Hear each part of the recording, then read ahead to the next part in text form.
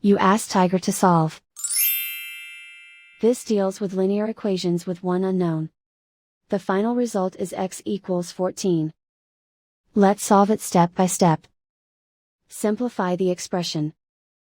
Find the greatest common factor of the numerator and denominator.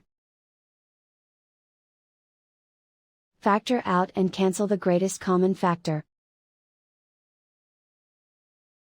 Swap sides.